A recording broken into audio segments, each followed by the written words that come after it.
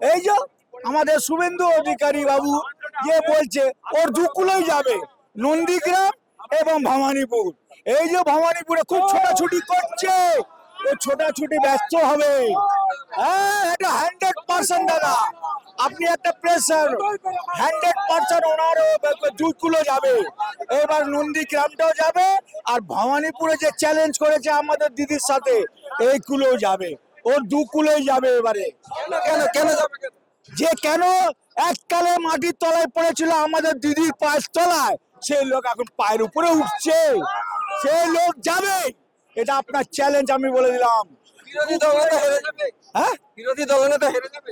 বিরোধী দলের নেতাও যাবে, দুকুলে দল দাঁড়িয়েছে, যেহেতু ও মুখ্যমন্ত্রী হওয়ার স্বপ্নটা, ও দুকুলে যাবে। আমার বক্তব্য একটাই, যে নন্দীগ্রাম এবং এই ভবানীপুর এসআর করে বড় জিততে পারবে না। কোনো মতে না। ও চালাকিগিরি করেছে তো, এসআইআরটা কেউ বুঝতে পারেনি আমাদের বাংলা মানুষ। হট করে কি করলো 2 মাসের আগে, যেরকম নোটবন্দি করেছিল, মানুষ হতাশা হয়ে গেল। এই এসআইআর করে আমাদের কত মানুষ মারা গেল আতঙ্কতে। তার দায় কে জানেন? একমাত্র এই শুভেন্দু অধিকারী। এই ফুসকুড়ি দিয়ে দিয়ে নরেন্দ্র মোদী আর ওই অমিত শাহকে দিয়ে আজকে এই করণী করেছে দাদা। আজকে আপনারাও কিছু বুঝতে পারেন, আপনারা মিডিয়া, আপনারা কিছু বুঝতে পারেন যে এই সব খোঁচা মারছে, এই খোঁচা মারা শেষ হয়ে যাবে, শেষ হবে।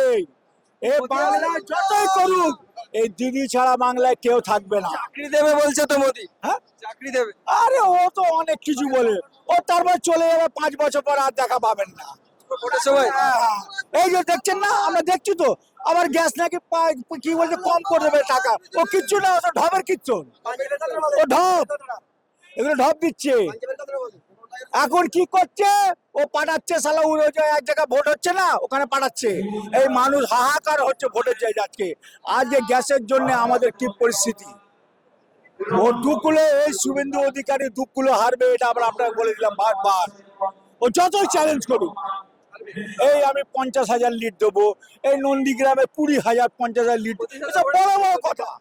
ভবানীপুরে 25,000 ভোটে। হ্যাঁ হ্যাঁ, ও সব ঢপের কথা। ওর মুখের দিকে খেয়াল করবেন, আপনারা রিপোর্টার দেখবেন, ও যখন বলে না, তোর মুখটা শুকনো হয়ে যায়, ও জানে শালা আমি জিততে পারবো না। এবার আরেকটা জায়গায় ওর যাবে, ওই যে নন্দীগ্রামে কোন রকম লোডশেডিং করে জিতেছিল, ওইটাও যাবে এবারে। হ্যাঁ, এবার ভালো ক্যান্ডিডেট দাঁড় করিয়েছে আমাদের অভিষেক ব্যানার্জি, পবিত্র কর, ওকে এবার হারাবে ওরই দলের। যখন দেখলেন না যেই পবিত্র কর আমাদের এইদিকে এলো, তখন দেখেন না আপনারা, মিডিয়া দেখেছেন তো, ঝান্ডাগুলো সব বিজেপি ঝান্ডাগুলো নিয়ে চলে যাচ্ছে। ওদের ওই অবস্থা হবে, ও মাটিতে মিলে বাংলায় পারবে না, বাংলায় হবে না দাদা। ওই যে বিহার, উত্তরপ্রদেশ, ওই যে দিল্লি, ওই সবই জায়গা বোকাচোদা বানাবে। বললেন তো, ওখানে ওই যে হিন্দি বলে বলে বোকাচোদা বানাচ্ছে। ওই যে বিহারে ইলেকশন হলো, ওখানে টাকা দিয়েছে, ওখানে তেল দিয়েছে, জানেন? তেল দিয়ে মানুষকে দিয়েছে, পরে ওদের ঘর বাড়ি ভেঙে দিয়েছে। এটা যদি আমি মিথ্যে বলি, আমাদের সাথেই ছেলেরা থাকে, তারা বলছে আমাদের এই অবস্থা আজকে। এটাই বলে আপনার নমস্কার করলাম আমি, বাস।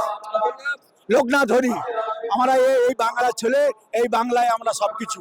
সব ঠিকঠাক আছে। হ্যাঁ, আমাদের বারাসাতের, আমাদের বারাসাত বিধানসভার আমাদের সব্যসাচী দত্ত, যার সমর্থনে আজকে আমাদের এটা হচ্ছে। সব্যসাচী দত্ত আমাদের বারাসাত বিধানসভার আমাদের উন্নয়ন করেছে পশ্চিমবাংলার বুকে। এই উন্নয়ন বিজেপি সরকার নিজের রাজ্য বন্ধ করতে পারেনি, বড় বড় শুধু ভাষণ।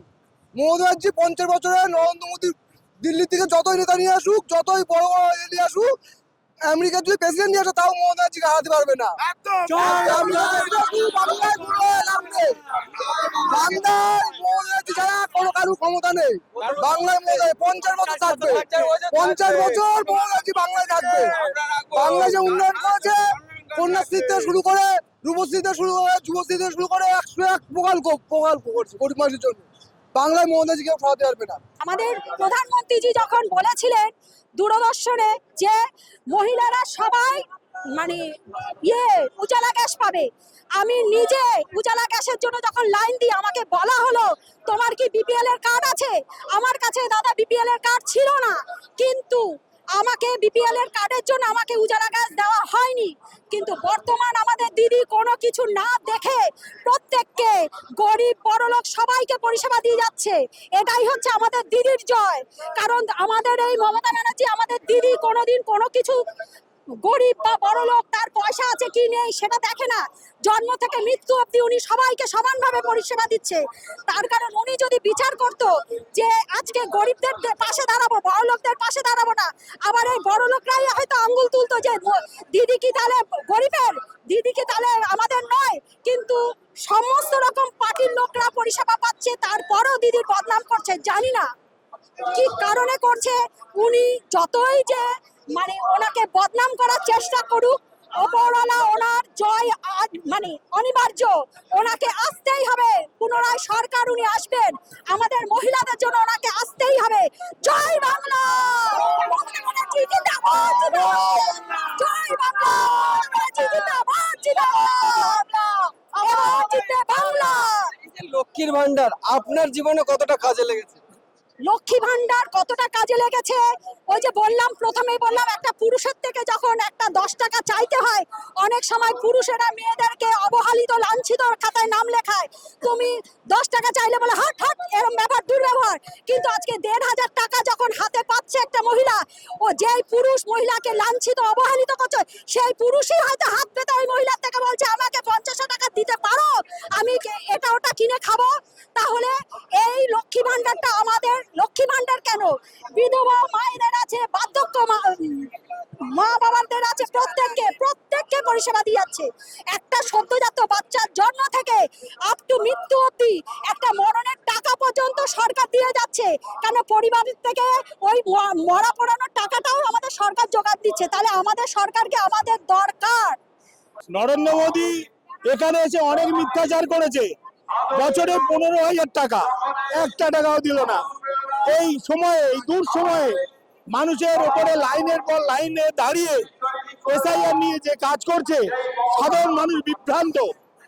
এখন গ্যাসের দাম যেভাবে বেড়ে গেছে, মানুষ সংসার চালাতে পারছে না। নরেন্দ্র মোদী তো প্লেনে বুট চালিয়ে ঘুরে বেড়াচ্ছে সারা দেশে, কিন্তু ভারতবর্ষে মানুষের কথা চিন্তা করে। আজকের কত লোক 91,000 এসআইআর আটকে আছে। এই এসআইআর আজকে কিভাবে নরেন্দ্র মোদী প্রধানমন্ত্রী হতে চায়? এদের ভোটই তো নরেন্দ্র মোদী প্রধানমন্ত্রী হয়েছিল। আজকের কেন এদের বাদ দিয়ে প্রধানমন্ত্রী হচ্ছে? ওর উচিত প্রধানমন্ত্রী থেকে পদত্যাগ করা, অমিত শাহের পদত্যাগ করা, তারপরে ইলেকশন ডিক্লেয়ার করা। এবং যে যে জায়গায় দেখা যাচ্ছে বিজেপির ভোট সংখ্যা কম, সেই সেই জায়গায় এসআইআর এর বাতিল সংখ্যা বেশি। বুঝতে পারলাম। যে সমস্ত জায়গায় এসআইআর এ মানে বিজেপির ভোট কম, সেই সমস্ত জায়গায় বাতিল, ডিলিটেড ভোটার বেশি। না, ওটা তো ওদের ব্যাপার, ওরা যে কিভাবে করেছে জানি না। তবে যেভাবে ভারতবর্ষের বুকে নরেন্দ্র মোদীর মতো একটা অপদার্থ সরকার যেভাবে ভারতবর্ষটাকে বিকিয়ে দিচ্ছে, রেল বেচে দিয়েছে, আপনার সারা দুনিয়া চাকরি বিক্রি করে দিয়েছে, তারপরে সমস্ত কাজ আজ পর্যন্ত ও নিজে সঠিকভাবে করতে পারিনি। আজকে এখানে যুদ্ধ, ও আসলে এখানে যুদ্ধ, ও আসলে ওখানে যুদ্ধ। কই এতদিন তো কংগ্রেস ছিল, কোনো তো যুদ্ধ হয়নি, কোনো তো নেই। সাধারণ মানুষ তো নির্বিঘ্নে ছিল, মানুষ তো তার নিজের রোজগারটা নিজে করে খাবে। আজকে দিনের পর দিন এসআইআর রাস্তায় দাঁড়িয়ে আছে, কোনো চিন্তা ভাবনা তাদের নেই। এই তো ভারতবর্ষের প্রধানমন্ত্রী, কি বলবো এর? নির্বাচন কমিশন অফিসে যখন অভিষেক ব্যানার্জি যায়, সেখানে দেখেছে থরে থরে ফর্ম 6 এবং জালিয়াতির অভিযোগ। হ্যাঁ, এটা তো নরেন্দ্র মোদীর অভ্যাস আছে, এই জালিয়াতি করি তো জেতার লক্ষণ। যেমনি ভাবে বিহারটাকে করেছে, আজকের বিহারটাকে তো ওইভাবে করেছে। বিহারের ইলেকশনের প্রাককালে 10,000, আর ইলেকশন শেষ হয়ে গেলেই বুলডোজার, তাদের গরিব মানুষের বাড়িঘর ভাঙা। এই সমস্ত তো নরেন্দ্র মোদীর সরকারই করে। বিজেপি শাসিত অঞ্চলে একটা লক্ষ্মী ভান্ডার আছে, একটাই আছে, বলছে বছরে 3,300 টাকা, 3,000 টাকা করে দেবে। তা 3,000 টাকা 3 পয়সা দিক না। ইলেকশনের প্রাককালে ডিজেলের দাম কমাক, গ্যাসের দাম কমাক, মানুষ নিত্য প্রয়োজনীয় জিনিসের দাম কমাক, তাহলে তো ওকে ভালোবাসবে। ও তো এইভাবে নোংরামি করে ভারতবর্ষে বেঁচে আছে, আর বেশি দিন ওর স্থায়ী নেই। এখান থেকেই ওকে শেষ হবে, এরপরে মমতা যাবে দিল্লিতে। বেঙ্গলে মমতা বন্দ্যোপাধ্যায় চতুর্থবারের জন্য মুখ্যমন্ত্রী হচ্ছে, এর বাইরে আর কিছু নেই। তার কারণ আজকে জনসাধারণের জন্য কোন স্টেটের মুখ্যমন্ত্রী এরকম করেছে নাকি কেউ দেখাতে পারবে না।